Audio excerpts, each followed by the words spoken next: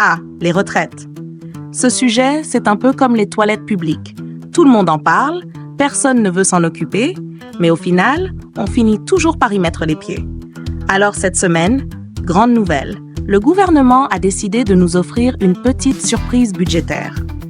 Le ministre du Budget, Laurent Saint-Martin, a annoncé qu'il était favorable à ce que les petites retraites échappent au gel de 6 mois de l'indexation sur l'inflation.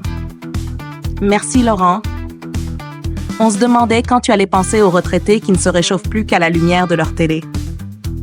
200, 1400, 1600 euros.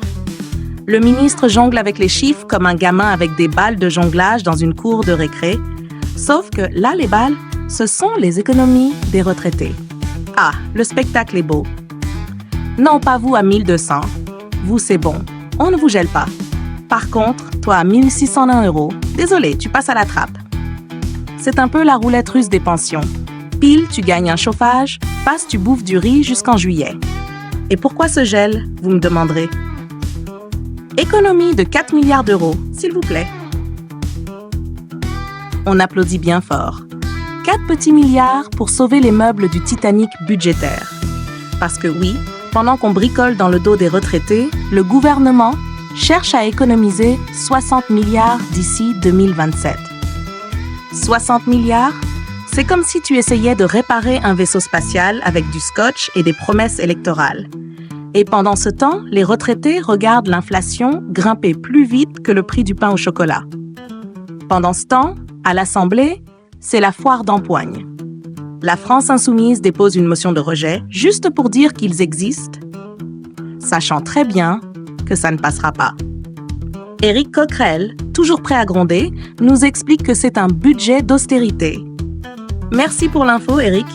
On ne l'avait pas deviné avec tous les coups de rabot qu'on se prend depuis des années. Mais bon, le spectacle doit continuer, hein? Surtout que le RN fait son entrée en scène en mode « on ne votera pas, mais on vous regarde de loin, c'est plus fun ». Et bien sûr, tout ça ne serait pas complet sans notre ami 49.3. Vous savez, ce petit bouton magique qui permet au gouvernement de faire passer ce qu'il veut en mode express, comme si c'était une commande Uber Eats de dernière minute. Parce que, selon Véronique Louwagie, on a besoin de payer les policiers, les enseignants, les gendarmes. Ah oui, ils ont besoin de leurs sous, eux. Les retraités, par contre, peuvent bien attendre 6 mois, il leur reste quelques boîtes de raviolis à écouler d'ici là. Et le meilleur pour la fin, le budget de la Sécu qui traîne aussi dans un coin, comme le petit frère oublié à la fête.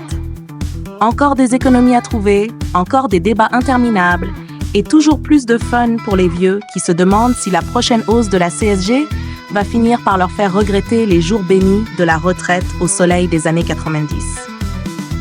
En résumé, c'est le grand cirque budgétaire. Entre jongleurs de chiffres, clowns politiques et acrobates du 49.3, on a droit à un spectacle absurde digne d'un film des Monty Python. Alors, installez-vous confortablement, prenez un popcorn, enfin si vous pouvez encore vous le payer, et regardez ces grands esprits décider de votre avenir. Avec bien sûr un léger sourire aux lèvres. Parce que dans ce pays, l'humour noir est la seule chose qui n'a pas encore été gelée.